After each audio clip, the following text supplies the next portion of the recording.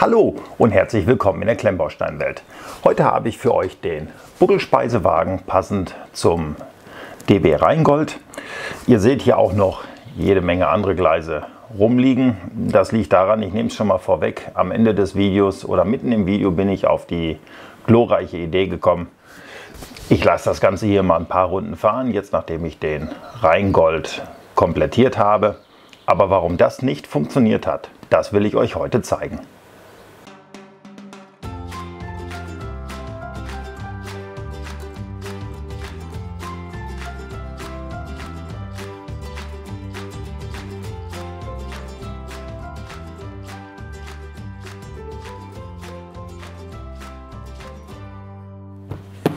Sind wir schon ganz oft drauf eingegangen. Schrift, Aufkleber. Brauchen wir nicht großartig drüber reden. Machen wir lieber auf und schauen mal rein in das Ganze. Farblich dürfte uns ja jetzt hier nicht wahnsinnig viel Überraschendes finden. Hinter mir seht ihr ja den Rheingold soweit stehen. Somit kennen wir auch die Farben des Ganzen. Und das ist hier natürlich genau das Gleiche.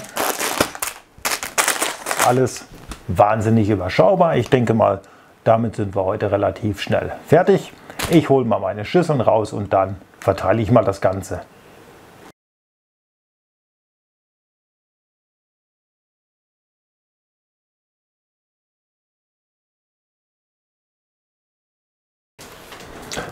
Es bleibt dabei, es ist alles wahnsinnig überschaubar. Hier sind allerdings sehr, sehr viele Transklierteile dabei. Auf den ersten Blick sehen die wunderbar aus.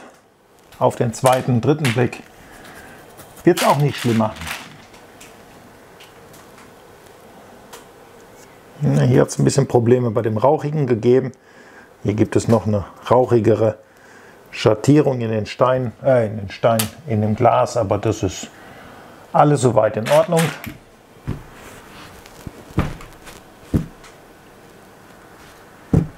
Hab nichts zu erzählen, also fangen wir doch einfach an zu bauen.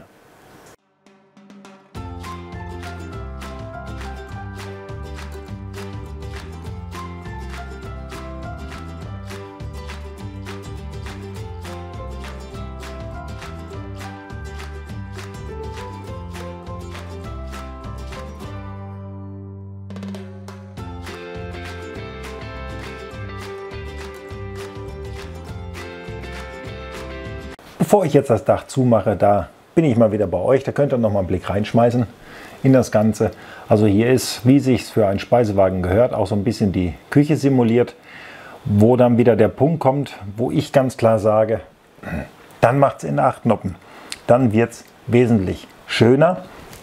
Ist immer wieder so ein Streitpunkt. Viele sagen, 6 Noppen reichen. Gerade für sowas sind dann die 8 Noppen doch ein wenig schöner, weil dann kann man auch vernünftig hier mal eine Figur reinsetzen. Die könnte sogar hier dran vorbei. Bei 6 Noppen nicht unbedingt. Die Klemmkraft bis hierhin, wie man es vom Bluebricks gewohnt ist, nicht gut, aber ausreichend. Ausreichend, wenn man es hinstellt.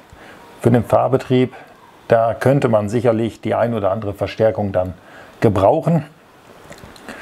Ich glaube, ich möchte das heute auch mal testen. Schauen wir mal, das geht ja hier alles so sportlich vonstatten. Da haben wir heute mal ein bisschen Zeit. Da krame ich mal so ein bisschen meine alten Schienen raus. Da machen wir hier mal so einen kleinen Kreis, so wie es der Platz gerade hergeht, wie es die Kamera noch einfängt. Da lassen wir den Rheingold heute mal ein paar Runden drehen, weil ich dann ja doch selber mal gespannt bin. Kann man sagen, hält er, was er verspricht? Naja, wir werden das dann später mal rausfinden. Ich baue jetzt erstmal so ein bisschen weiter. Hier fehlt ja noch ein Dach und hier fehlt auch noch das Fahrgestell unten drunter, bei dem ich schon wieder Angst habe, weil ich sehe hier so wenig Fliesen. Ich bin das in den anderen beiden Waggons schon mal drauf eingegangen, dass da unterschiedlichste Fahrgestelle drunter sind, obwohl es alles ein und derselbe Produkt in dem Sinne ist, ein und derselbe Zug, sind jedoch verschiedenste Bautechniken angewandt worden. Hier fehlen mir persönlich so ein paar Fliesen, also ich gehe mal davon aus, dass das Ganze hier wieder so eine kleine Wackelnummer werden wird, aber schauen wir uns dann auch an, wenn es soweit ist. Ich baue jetzt einfach mal weiter.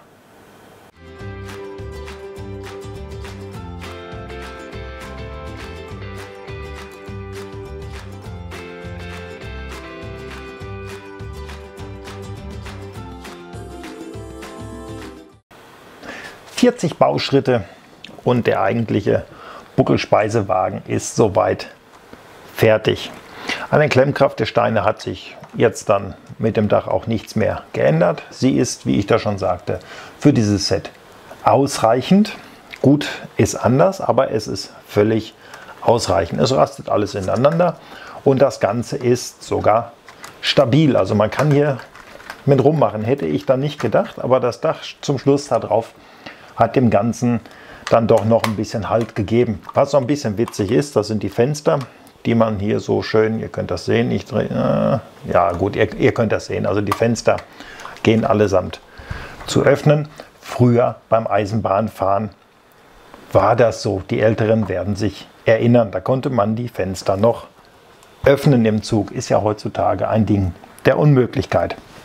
Von den Farben her gefällt mir das wieder sehr gut. Hat es ja bei dem anderen auch schon, sonst wäre der Rheingold auch nicht hier. Wenn er mir nicht gefallen hätte, hätte ich mir den auch nicht zugelegt. Er nimmt eine Menge Platz weg, aber bis jetzt rein von der Optik her hat sich das alles wirklich gelohnt. So, jetzt fehlt dem Zug oder dem Waggon noch das, was er braucht, damit er auf es schienen kann. Und damit er das kriegt, baue ich jetzt weiter.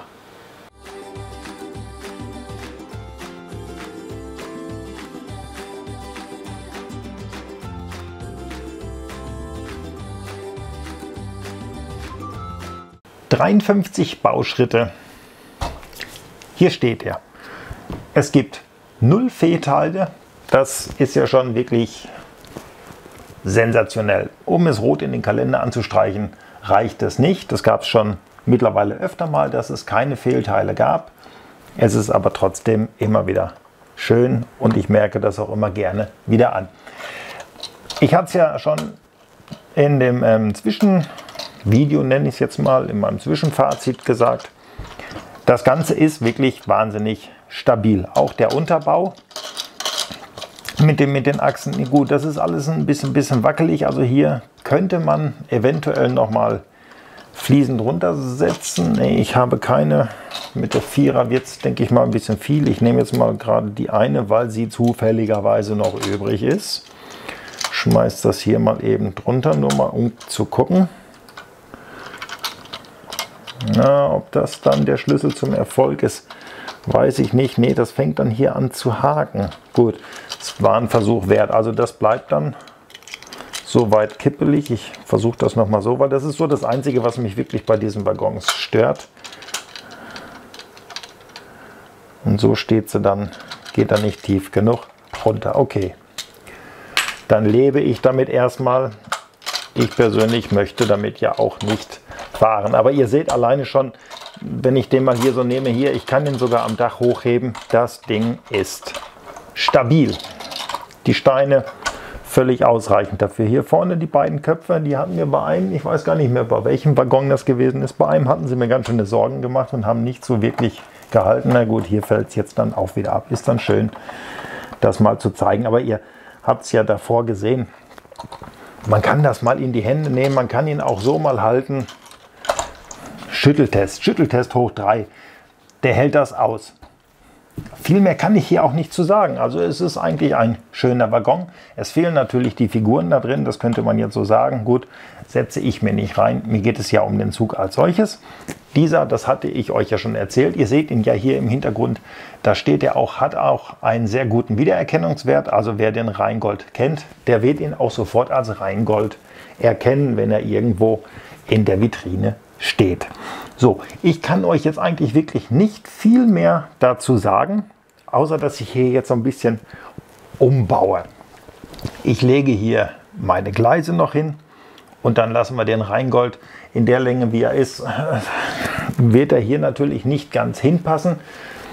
Er wird sich fast wieder in den Kreis beißen. Ich hatte euch ja versprochen, ich werde jetzt in Zukunft daran arbeiten, wirklich alles, was ich an Eisenbahnen habe, mal fahren zu lassen. Und ich bin auch fast soweit. Das will heißen, der Platz dafür ist geschaffen.